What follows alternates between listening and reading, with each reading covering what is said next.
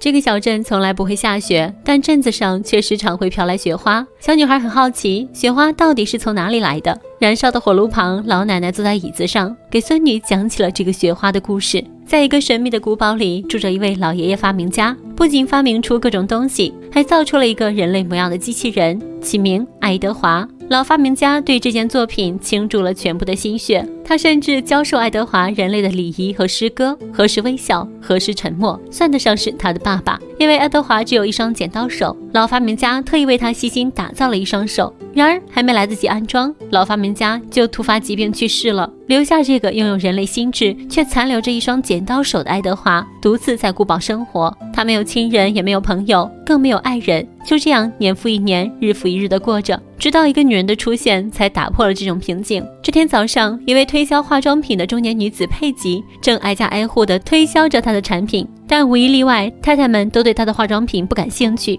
这时，坐在小黄车上的她从后视镜里看到了那栋古堡，带着试试看的心态，佩吉掉头朝古堡开去。古堡外部看上去破败不堪，但内部却干净整洁，各种园艺被修剪得井井有条。佩吉进了城堡内部，这里的机器已经蒙上了一层厚厚的蜘蛛网，显然已经很久没有人用过了。佩吉一路来到顶楼，就在这时，从黑暗中走出一个人影，正是爱德华。看到他惨白的肤色和张牙舞爪的剪刀手后，佩吉慌了，刚想离开，却被爱德华叫住，求他别走。佩吉看出爱德华并没有什么恶意，还得知爱德华的父母双亡，从出生起就一直生活在城堡里。佩吉对爱德华的遭遇十分同情，母性泛滥的他决定将爱德华带回自己家。打开新世界大门的爱德华在车上笑得像个孩子，对周围的一切充满好奇。到家后，佩吉就给他一一介绍照片中的家人，可爱德华的目光却停留在了佩吉女儿大漂亮的照片上。大漂亮人如其名，金发碧眼，笑靥如花，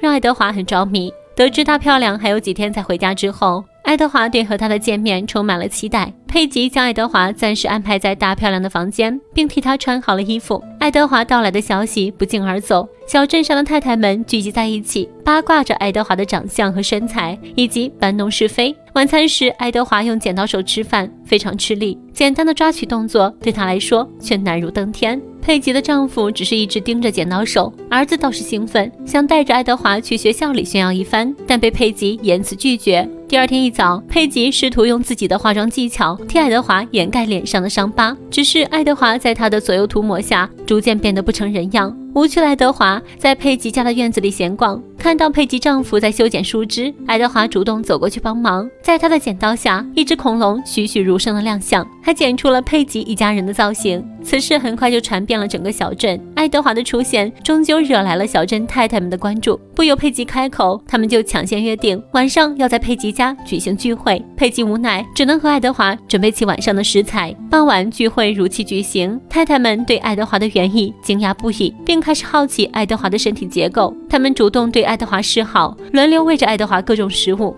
丈夫们则对爱德华讲起冷笑话，听不懂那些冷嘲热讽的言语，爱德华只能一脸茫然的陪笑。这天晚上，佩吉的女儿大漂亮结束了露营生活，回到了家里。当看到房间内镜子里的爱德华，大漂亮被吓了一跳，不由得尖叫出声。爱德华猛地从床上跳起，还扎破了大漂亮的睡床，场面顿时乱成一团。父母则很淡定地安慰着大漂亮，并将她带到弟弟的房间里，让她将就一晚。大漂亮对突然出现的爱德华没有任何好感，但她还是被佩吉强拉着和爱德华打了招呼。这日子久了，爱德华开始和小镇上的居民们熟络起来。他还去了佩吉儿子的学校，展示了一波精彩的剪纸技巧，惹得同学们拍手叫好。爱德华热情地和大漂亮打着招呼，但大漂亮依旧对他敬而远之。大漂亮的男友吉姆一眼就看出爱德华眼中的爱意，便当面抱起大漂亮，好好羞辱了爱德华一番。爱德华没事的时候也会帮助居民们修剪庭院。这天闲来没事的他看到地上有一只宠物狗，爱德华突发奇想，用剪刀手开始为狗狗修剪毛发。毛发飞舞间，一只崭新的狗狗出现在主人面前。其他太太得知后也纷纷带着自家狗狗找上爱德华，让他帮忙修剪狗毛。爱德华的技艺很精湛，这个卷毛女看到这一幕后兴奋异常，突发奇想的她开始让爱德华帮她理发。在卷毛女陶醉的表情中，崭新的发型诞生了，太太们也都纷纷加入其中。在爱德华的剪刀手下，出现了一个又一个的奇葩发型。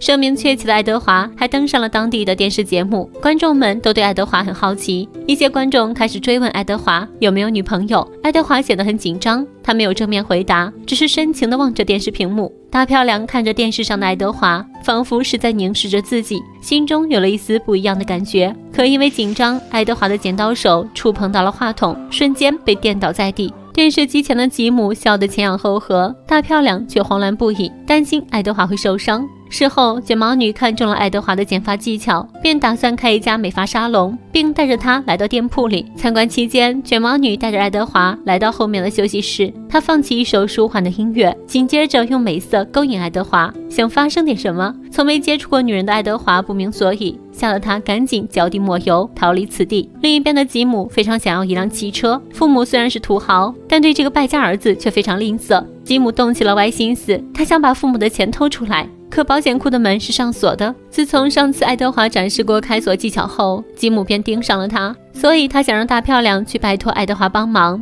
面对男友，大漂亮很无奈，只好找来爱德华。爱德华得知女神有需要，决定挺身而出。夜黑风高，几人身穿黑衣潜入吉姆的家里，在爱德华的帮助下，成功打开了门锁。可房间里还有第二把锁，警报瞬间启动，惊恐的爱德华被关在了里面。其余几人一见这种情况，立刻溜之大吉。大漂亮想去救爱德华，但吉姆不由分说，将大漂亮直接扛走，驱车离开。很快，警察赶了过来，爱德华被警察围堵。黑夜中，警察误以为爱德华手中有武器，正要开枪时，邻居太太突然冲了出来，及时拦住警察，说这不过是他的手而已，这才避免了一场悲剧。但爱德华还是被戴上手铐，送入了监狱。法医对爱德华进行精神鉴定，鉴定结果显示爱德华智力正常，只是多年的独居生活让他没有判断是非的能力，所以不应该受到惩罚。临走前，警长似乎看出了什么，他提醒爱德华以后要当心点。爱德华入室抢劫的消息很快传遍整个小镇，曾经那些仰慕爱德华的太太们纷纷站到了对立面，勾引不成的卷毛女更是诬陷爱德华强暴自己。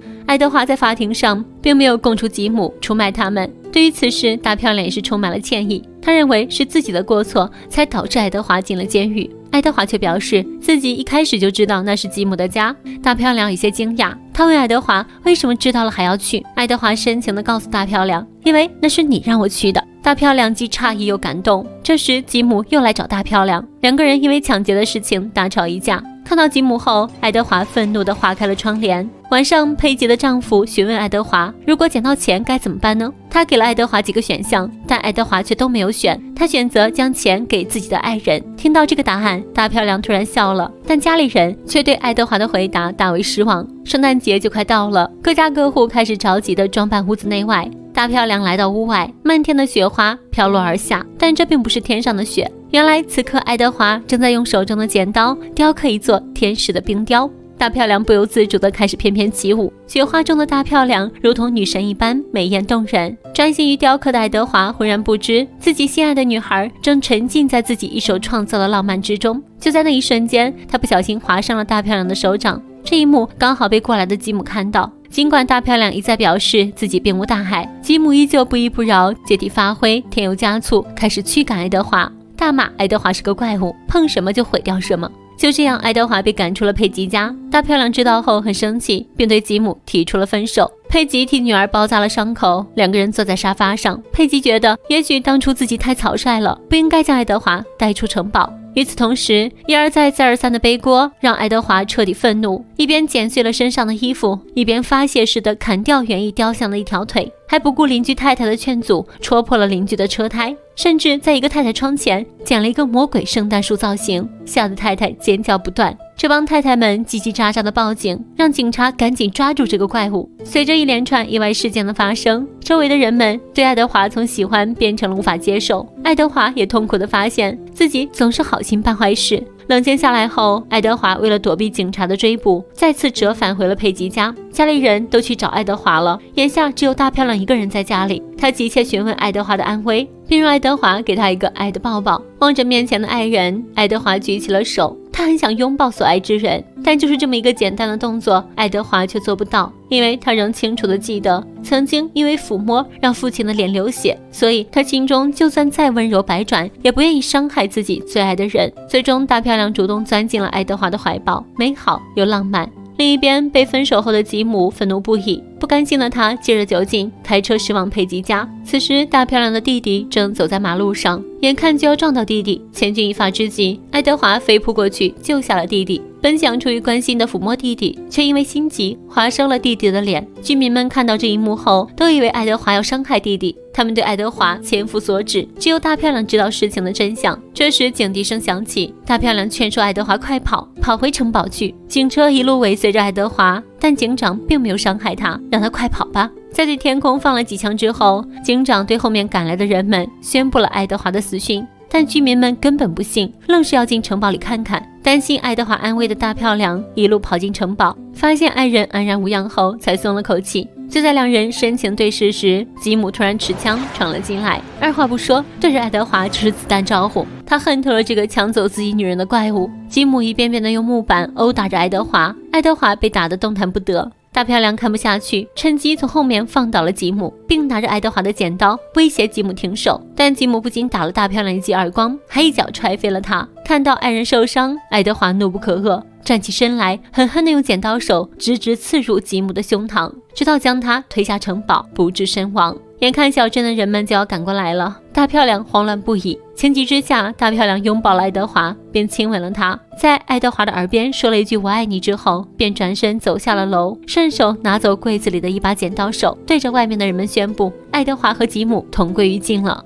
并出示了剪刀手作为证据。众人听到这个消息后才悻悻地离开。从那以后，大漂亮就再也没有见过爱德华。时光荏苒，大漂亮已经从一个青春活泼的少女变成一个白发苍苍的老奶奶，但她知道爱德华还活着。躺在床边的孙女问她，你怎么知道爱德华还活着呢？大漂亮回答，因为在不认识爱德华之前，这里从不下雪，而认识了爱德华之后，直到现在每年都在下雪。孙女很疑惑，为什么不去见他呢？大漂亮回答，她希望爱德华永远记住自己年轻时候的模样，永远记住他在雪中翩翩起舞的样子。而此时在爱德华的房间内，大漂亮的雕像立在身后，爱德华始终默默地雕刻着冰雕。雪花透过城堡的窗口飘向窗外，飞向小镇，形成了漫天的小雪。他用这样特别的方式来表达他对她的爱。月光照耀在他惨白满是伤疤的面颊，他那忧郁恐慌的眼睛让人心疼。人类想杀了他，他却从未有过害人之心。或许爱德华注定是不属于这个世界吧。影片《剪刀手爱德华》是怪才导演蒂姆·波顿执导的一部奇幻爱情片，是一部较为经典的哥特式风格的电影，通过明亮和黑暗、童话与现实的对比，来凸显出人物的美与丑、真与假以及善与恶。本期的故事就到这了，咱们下期再见，拜拜。